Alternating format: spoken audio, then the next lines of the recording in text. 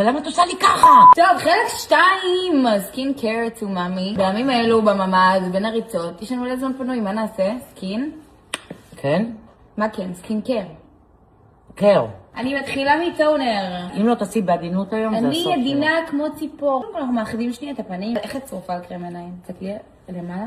טיק. הנה זה בא. אוקיי, עכשיו זה סרום ויטמין C שאנחנו... אני מכורה לו. הוא גם נספג בשניות, שזה דבר שאני... ולמה את עושה לי ככה? זה לא תקין. הופה. שימי לי בצוואר גם קצת. זה מגיע עם מסאז'. היא פירקה לי את הפנים.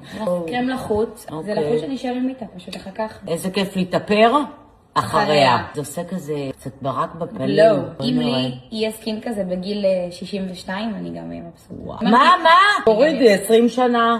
אז כמה תגלי להם? 47. וואוי. תודה חיים שלי. היא באמת אמורה למרוח את זה ככה כמו רולה?